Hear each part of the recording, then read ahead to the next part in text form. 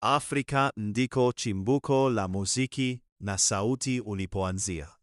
Sio aina moja ya muziki, sio mtindo mmoja, sio mdundo mmoja, bali miziki yote. Kila mpigo, kila melodi, kila nota ambayo imewahi kugusa nafsi ya mwanadamu ilianzia hapa Afrika, ambayo pia zamani Afrika ilikuwa inaitwa Alkebulan. Kabla hatujarudi nyuma katika historia, hebu tuangalie sasa hivi, kwa sababu ushahidi haujazikwa. Ushahidi uko hai. Hivi sasa, Afrobeats inaiteka dunia nzima. Wasanii kutoka Afrika wanajaza viwanja vya michezo kuanzia Lagos hadi London, kutoka New York hadi Tokyo. Watu ambao hawaelewi hata lugha moja ya Kiafrika wanacheza, wanalia na wanahisi vitu ambavyo hawawezi kuelezea. Kwa nini?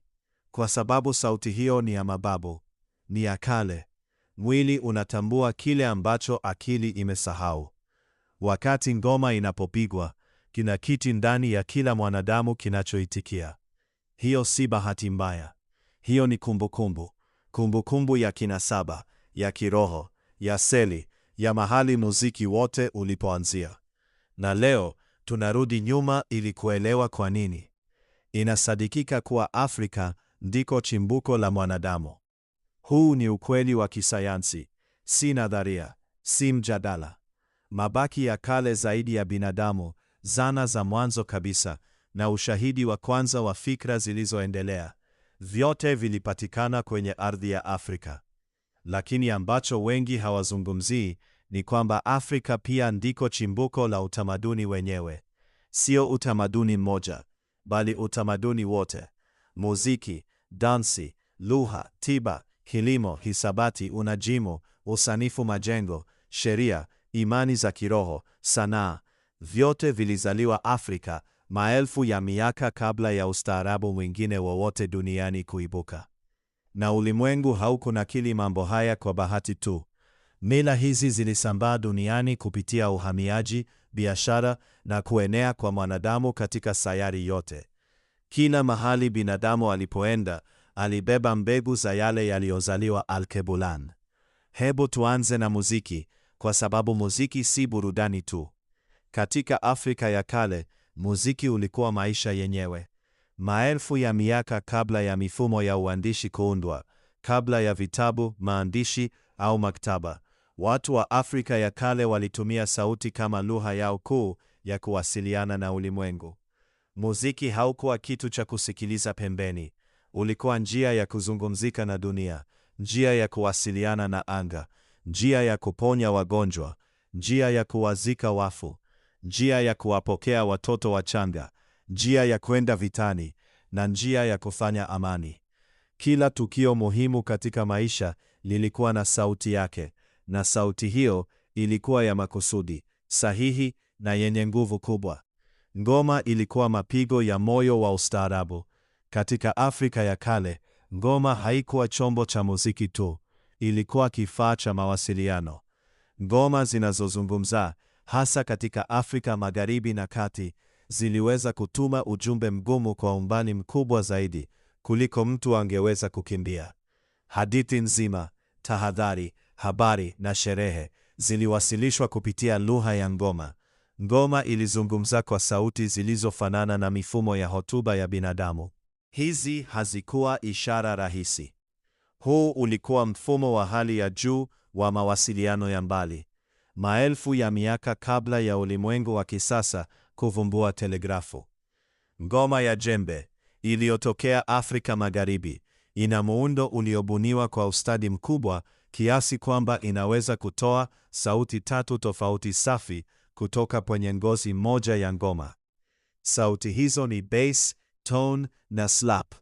Wapiga ngoma mahiri wa zamani walitumia miaka mingi kujifunza jinsi ya kuzichanganya sauti hizi na kuzigeuza kuwa mazungumzo kamili. Ngoma haikutoa mdundo tu, ilisimulia ukweli. Kisha kulikuwa na kora. Kora ni ala yenye nyuzi 21 iliyotokea katika maeneo yanayozungumza lugha za Mande Afrika Magharibi, maelfu ya miaka iliyopita. Inatoa sauti yenye utajiri, ugumu na hisia nyingi kiasi kwamba wanamuziki wa kisasa bado wanapata ugumu kuiga kile ambacho griot wa zamani waliweza kufanya. Griot, mhifadhi wa historia, msimulizi wa hadithi na mwanamuziki, alikuwa na nafasi muhimu sana katika jamii ya Afrika ya kale. Hakuwa mwanamuziki tu, alikuwa kumbukumbu hai. Kila kitu ambacho jamii ilihitaji kukumbuka, nasaba, sheria, vita, ushindi, kilihifadhiwa ndani ya nyimbo zake. Hapa ndipo dhana ya muziki kama hadithi ilipozaliwa. Kabla hata ya Homer kuimba katika Ugiriki ya kale, griot wa Alkebulan walikuwa tayari wanatunga hadithi za mdomo zilizodumu kwa saa nyingi, siku, hata sherehe nzima. Lakini muziki wa Afrika ya kale haukuishia kwenye ngoma na ala za nyuzi tu. Kulikuwa na filimbi zilizotengenezwa kwa mifupa na mbao, zikitoa melodi za kuvutia zilizotumika katika sherehe za kiroho maelfu ya miaka iliyopita. Kulikuwa na mbira, inayojulikana pia kama thumb piano, moja ya ala za kale zaidi duniani iliyotokea Afrika. Sauti yake inaelezwa na wanaoisikia kwa mara ya kwanza kama kitu kilicho katikati ya kumbukumbu na ndoto. Mbira ilipigwa ili kuwasiliana na mababu, kufungua milango ya kiroho, kuleta mvua na kuleta uponyaji. Haikuwa chombo cha kuchezea, ilikuwa zana yenye kusudi maalum. Kulikuwa pia na pembe zilizotengenezwa kwa meno ya wanyama au magamba, zilizotumika katika falme za Afrika ya kale kutangaza wafalme, kuanzisha sherehe na kuashiria mwanzo na mwisho wa matukio makubwa.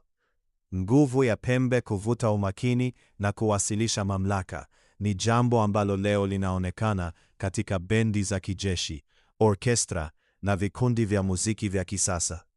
Kulikuwa na pia muziki wa kwaya, uimbaji wa pamoja, uliotumika kama njia ya kuunganisha jamii na kufanya ibada ya pamoja.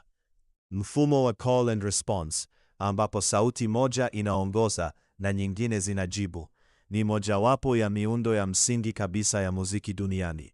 Upo katika muziki wa jadi wa Afrika, upo katika gospel ya Waafrika wa Marekani, upo katika blues, jazz, rock and roll na hip hop. Kila unapomsikia rapa akisema kitu na umati wa watu kurudia, unashuhudia mila ya maelfu ya miaka iliyozaliwa Alkebulan. Kulikuwa pia na muziki wa mwili, kupiga makofi, kukanyaga chini, kupiga kifua na mapaja, ambapo mwili wa binadamu wenyewe ulitumika kama ala ya muziki. Mila hii inaendelea leo katika aina mbalimbali za dansi duniani, katika tap dance, spoken word yenye mdundo na beatboxing. Wazo la mwili kama ala ya muziki ni wazo la Kiafrika. Sasa tuzungumzie jinsi muziki huu ulivyoenea. Afrika ya kale haikuwa imetengwa. Hii ni moja ya dhana potofu kubwa kuhusu historia ya Afrika. Afrika ya kale ilikuwa moja ya maeneo yaliyounganishwa zaidi duniani. Njia za biashara za kuvuka Sahara zilikuwa miongoni mwa mitandao yenye shughuli nyingi zaidi katika dunia ya kale. Misri ya kale, Kemet, ilifanya biashara na Mesopotamia, Mediterania na maeneo mengine mengi. Falme kama Kush, Mali, Songhai, Ghana na Great Zimbabwe hazikuwa vijiji vidogo. Zilikuwa ustaarabu mkubwa uliostawi sana. Na kila mahali wa Afrika waliposafiri na kufanya biashara, muziki ulienda pamoja nao. Muziki ni njia ambayo utamaduni husambaa. Kabla ya lugha kuvuka mipaka, muziki tayari ulikuwa umevuka. Mdundo hauhitaji tafsiri. Melodi haihitaji kamusi. Na hivyo misingi ya muziki iliyokuzwa Afrika kwa maelfu ya miaka ilichukuliwa na kila ustaarabu uliokutana nayo. Misri ya kale iliandika muziki kwenye michoro ya kuta za mahekalu na makaburi. Walitumia ala kama vinubi, filimbi, lyre, sistrum na ngoma katika sherehe za kidini maelfu ya miaka iliyopita. Ala hizi na mifumo ya muziki zilisambaa kuelekea kaskazini hadi Ugiriki na Roma. Muziki wa kale wa Ugiriki ambao baadaye uliweka msingi ya muziki wa klasiko wa Magharibi, uliathiriwa moja kwa moja na muziki wa Misri. Wanafunzi wa Kigiriki waliosoma Misri walirudi na mawazo ya muziki. Hii ina maana kwamba hata muziki wa klasiko wa Magharibi una mizizi ya Afrika. Lakini muziki ni sehemu tu ya hadithi hii. Lugha, hisabati, unajimu, tiba, usanifu, kilimo, dini na sanaa, vyote vina mizizi yake Afrika. Na katika Afrika ya kale, mambo haya hayakuwa tofauti. Yalikuwa kitu kimoja. Muziki ulikuwa hisabati, ulikuwa tiba, ulikuwa unajimu. Walielewa kwamba kila kitu katika ulimwengu kina mtetemo, na muziki ni uwezo wa mwanadamu kuendana na mitetemo hiyo. Wakati wa Afrika walipochukuliwa utumwani na kupelekwa kuvuka Atlantiki, walinyang'anywa kila kitu: majina yao, lugha zao, familia zao, uhuru wao. Lakini hawakuweza kunyang'anywa muziki, kwa sababu muziki si kitu kinachoshikika, unaishi ndani ya mwili na pumzi.